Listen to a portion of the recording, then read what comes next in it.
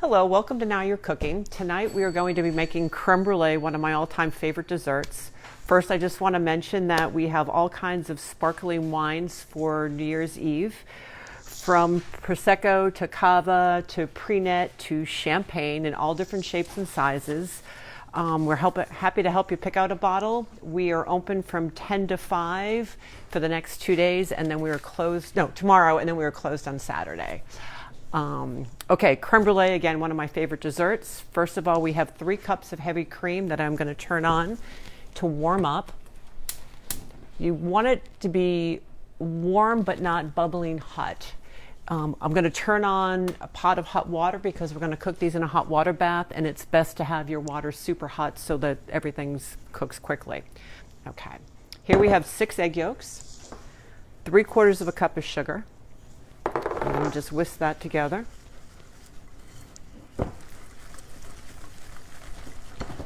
Pinch of salt. Okay. Now what we want to do is add our vanilla bean to the heavy cream. Inside the vanilla bean are seeds. So what you want to do is flatten out your vanilla bean, and then you want to split it. You want to hold your knife at a slight angle so you don't cut your finger, but you can also just split the vanilla bean.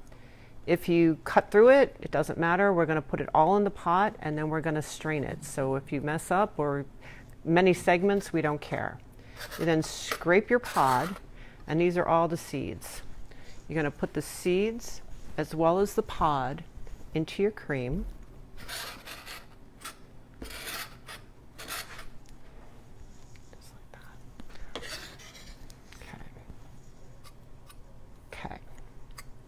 Just mix that up a little bit. Again, we just want to heat it till you just start to see small bubbles around the edges. So while the cream is heating, these are our ramekins. They're all about 1 inch thick, and our pans are going to be a hot water bath. You don't want them too tight because you want to be able to take your spatula and get them out of there without making a mess or splashing water into your creme brulee. So make sure you've got enough room to get a spatula in there and move them around. That's why we're using 2 different pans. I'm just checking on the cream. The cream is just about there. You can just start to see little bubbles, but nothing's rolling, boiling, or anything like that. What you want to do is temper your eggs, which means to bring them up to temperature so everything goes in together nice and smooth. Tempering, you just want to slowly add a little bit of, okay, so my pot is moving, so what I'm going to do is grab a wet cloth. Oh, I can't go that. Will you get a wet cloth? Wet? Just wet. Sorry, my wire stopped me. Louisa's helping me out here so my bowl doesn't move all over the place. Thank you, Louisa. Okay. So if you put a wet paper towel or wet cloth under your bowl, it won't move all over the place like it just was on me. So that way I have a lot more control over what I'm doing. Okay. So slowly adding the hot cream. That way I'm not scrambling my eggs. I'm just bringing them up to temperature so everything will be nice and smooth and creamy. There we go.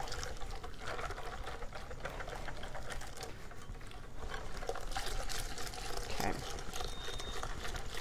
Perfect. And then there's usually seeds and stuff left in the bottom of the pot, so I just take the rubber spatula.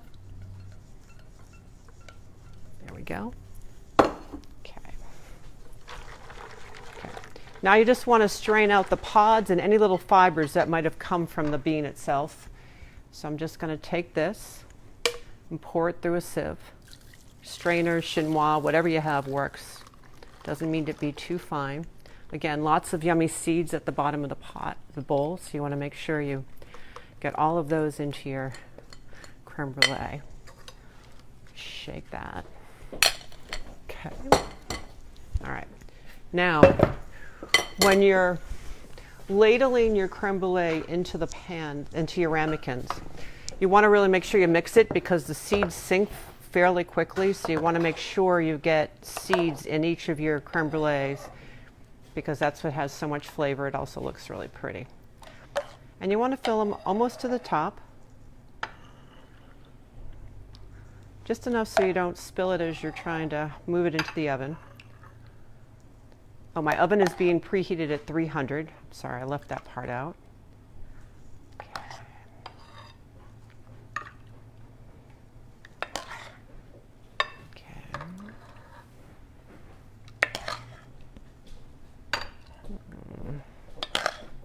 Tiny bit left over, but that's okay.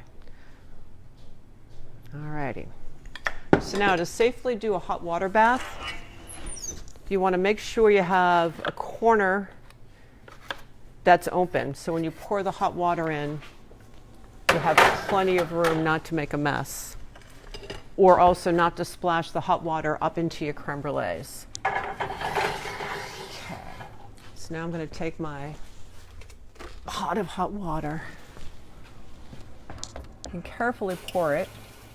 And you want to bring it as close to the top of the ramekin as you can, just so it all cooks evenly. We'll go right about there. And then this one.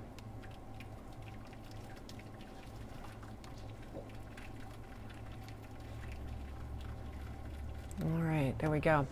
So it takes about 20 minutes to cook. When you touch them, you don't want them to be firm. You want them to have a little bit of a wiggle. There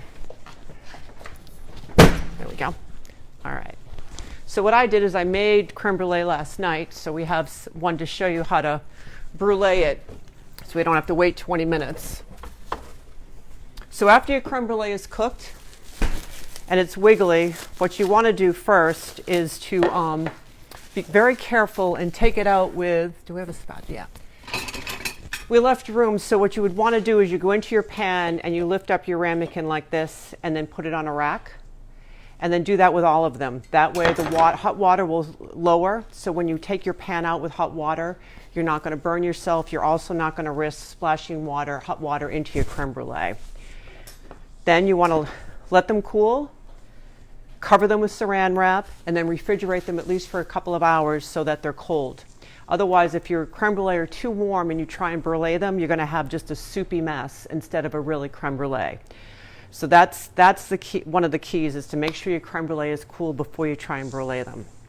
One of the women we work with, Amy, was just talking with me and was saying how you can brulee almost anything you want.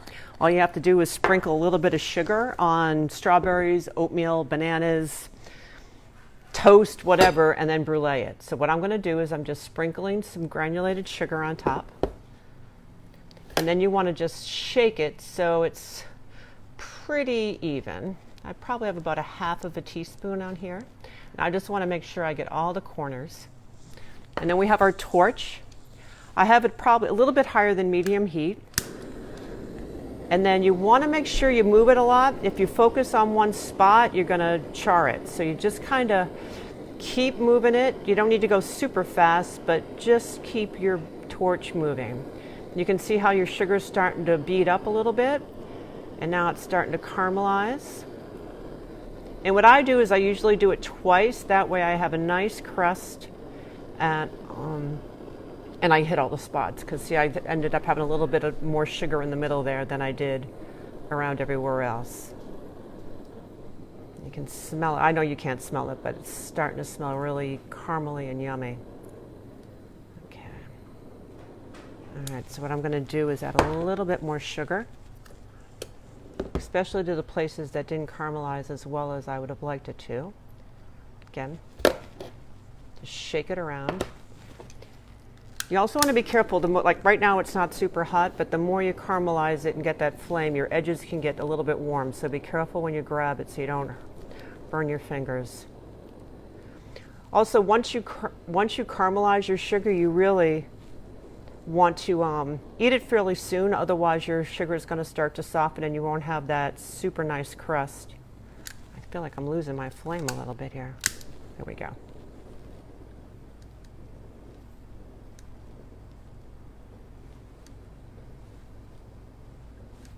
Yeah, it seems like my torch has lost its power.